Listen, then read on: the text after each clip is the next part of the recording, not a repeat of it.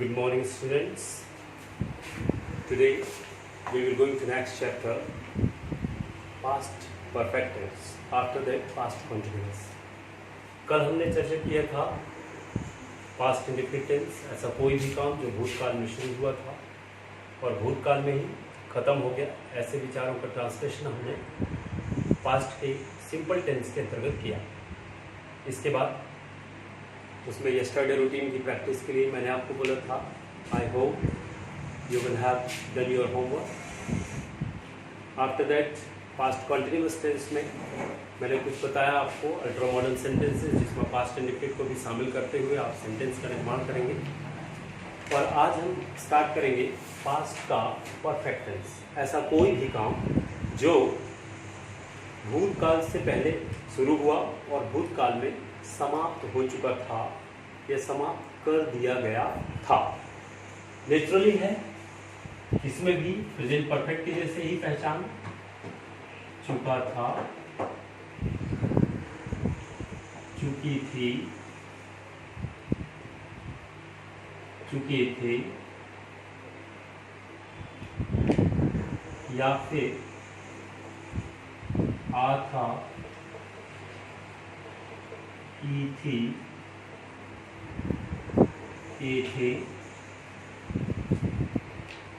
या फिर या था, ई थी, ये थे, इस तरीके से पहचान आते हैं। और इसमें भी ध्यान रखने वाली बात, सबसे पहला इंस्ट्रक्शन, हेल्पिंग वर्ब जो आप चूज करेंगे वो होगा हैड। हैव का पास्ट फॉर्म है और वो फॉर ऑल सब्जेक्ट एक ही हेल्पिंग वर्ब है, डोंट बी कंफ्यूज्ड। अगला है main verb, past participle form V3 shortcut for all subject. फिर पॉजिटिव का फार्मूला आपका होगा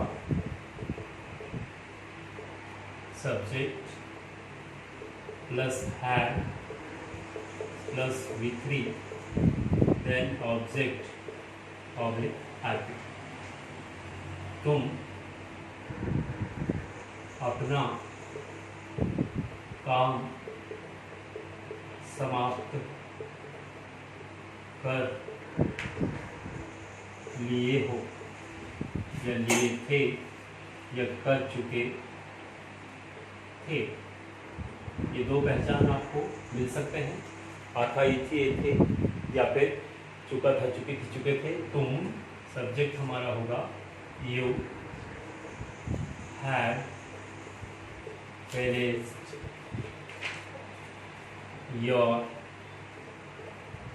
वर्क।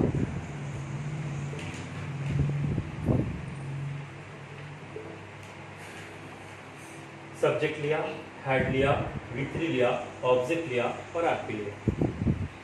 नेगेटिव का फार्मूला प्रीवियस टेंस के ही जैसे, सब्जेक्ट लीजिए हैड या हैडंट, या फिर फुल फॉर्म में लिखना है तो not, then V3 object oblique RP. Interrogative आपका बनेगा had subject V3 object RP. Interrogative बनेगा had subject not V3 object RP. WH word long answer type, WH plus interrogative, so had plus V3 had plus subject plus V3 then object oblique RP. WH का negative WH plus had plus subject plus not plus V3 then object oblique RP. इस तरीके से आप वाक्य का translation कर सकते हैं। ऐसे विचार जिनके हिंदी अनुवाद के अंत में चुका था, चुकी थी, चुके थे या फिर आता इथे आता इथे आता हो। हेल्पिंग वर्ब आपको हैड, मेन वर्ब का पास्ट पार्टिसिपल फॉर्म, सब्जेक्ट तुम अपना काम समाप्त कर लिए थे, you had finished your work, you had not finished your work, had you finished your work, had you not finished your work, when had you finished your work, why had you not finished your work। Same classification जैसे हमने previous tense का पढ़ा। हाँ, इसके कुछ important case हैं, उस पर आपको ध्यान देना जरूरी है। फार्मूला वाइज इसका प्रैक्टिस कीजिए। मैक्सिमम सेंटेंसेस मिक्स कुछ अपने मन से क्रिएट कीजिएगा और उसको इन्हीं फार्मूला के आधार पर प्रैक्टिस करके आप इस कॉन्फिडेंस में, इस टेंस में अपना कॉन्फिडेंस गाइड कर सकते हैं। मैं इसमें जो इम्पोर्टेंट थिंग है वो आपको बताने जा रहा हूँ, ध्यान दीजिएगा। कुछ इसमें इम्पोर्टेंट केसेस हैं, बिफोर केस होता है, आफ्टर केस होता है, ऑलरेडी केस होता है। मैं उनके बारे में कुछ आपसे चर्चा करूँगा। फॉर एग्जाम्पल, सबसे पहले आप देखिए बिफोर केस। बिफोर का मतलब होता है पहले।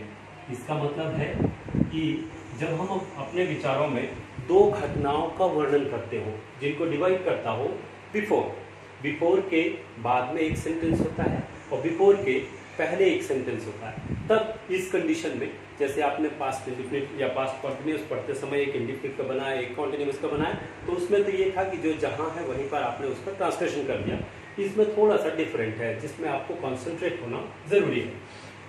कंडीशन बिफोर में दो सेंटेंस मैंने आपको बताया, बिफोर के बाद और बिफोर के पहले। तब जब आप इंग्लिश बनाएं तो ध्यान दीजिएगा, लास्ट वाला पार्ट जो होगा, सेकेंड पार्ट, इंग्लिश बनाते समय इसको सेकेंड पार्ट को पास्ट के परफेक्ट में ट्रांसलेशन करना है। इसके बाद बीच में आपको बिफोर लिखना है। फिर आपका बचा फर्स्ट पार्ट, इस फर्स्ट पार्ट को पास्ट के सिंपल में आपको ट्रांसलेशन कर देना है और आपका सेंटेंस बन के तैयार हो जाएगा। फॉर एग्जाम्पल, एक उदाहरण लेते हैं, ध्यान दीजिएगा। तुम्हारे बोलने से पहले बारिश हो चुकी थी। ध्यान दीजिएगा, this is second part, this is before and this is first part. Write down first this sentence and after that this sentence, and बीच में आपको बिफोर लिखना है। बारिश हो चुकी थी, ये पास्ट के परफेक्ट में बनेगा तो ये हो जाएगा it had rained. Subject had, V3, object RP. इसके बाद मुझे बिफोर लिखना है तो बिफोर लिख दिया। फिर आपका फर्स्ट पार्ट लास्ट में जाएगा, ये हो जाएगा यू। इसको पास्ट का सिंपल का फार्मूला आपको पता ही है, सब्जेक्ट लेते हैं, V2 लेते हैं, ऑब्जेक्ट लेते हैं और आरपी लेते हैं। इस तरीके से बिफोर वाले केस में जो दो घटना होती है, पहली घटना जो हुई उसको आपको पहले बनाना है पास्ट के परफेक्ट में, फिर बिफोर लिखना है। जो बाद में घटना हुई उसको लास्ट में आपको ले जाकर के पास्ट के सिंपल में बनाना है। अब ध्यान दीजिएगा, इसमें यदि short answer type question, interrogative sentence आ जाए या WH वर्ड सेंटेंस आ जाए, तो जो सेंटेंस आपका पहले बन रहा है उसी में आपको क्वेश्चन को मेंशन करना है। लास्ट में क्वेश्चन मार्क लगा दीजिएगा, ये जरूर आपको ध्यान रखना। फिर आते हैं अपन आफ्टर केस। आफ्टर केस में बाद आएगा और इसमें टेंस आपके सेंटेंस, जो सेंटेंस है वो लास्ट का शुरू का लास्ट तो जाएगा ही, बट इसमें टेंस चेंज हो जाएगा। तो अब इसमें क्या करेंगे, सेकेंड पार्ट जो आप शुरू में ले रहे हो उसको आपको बनाना है पास्ट के सिंपल में। सिंपल वाला पार्ट पहले आ जाएगा। इसके बाद आपको आफ्टर लिखना है। आफ्टर के बाद फर्स्ट पार्ट जो आएगा वो फर्स्ट पार्ट को लास्ट में ले जाना है और इसको बनाना है पास्ट के परफेक्ट। ध्यान दीजिएगा, टेंस चेंज हो गया है इसमें। अब इसमें एक सेंटेंस लिखते हैं, राम के चले जाने के बाद रज्जो I. This is second part and this is after and this is first part. Write down this sentence and write down this sentence. बीच में आपको after लिखना है। रज्जो आई पास्ट के सिंपल बनेगा तो क्या हो जाएगा ये?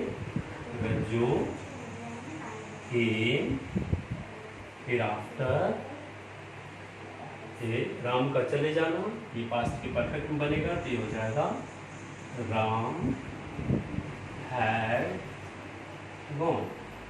ध्यान दीजिएगा, सेम कंडीशंस, केवल इसमें टेंस चेंज हो गया। ये बिफोर केस, जब कुछ ऐसे विचार आपके सामने आए, लास्ट वाला सेंटेंस शुरू में, शुरू वाला सेंटेंस लास्ट में, बिफोर में सबसे पहले परफेक्ट बनता है, बाद में सिंपल बनता है, आफ्टर में सबसे पहले सिंपल बनेगा, बाद में परफेक्ट बनेगा।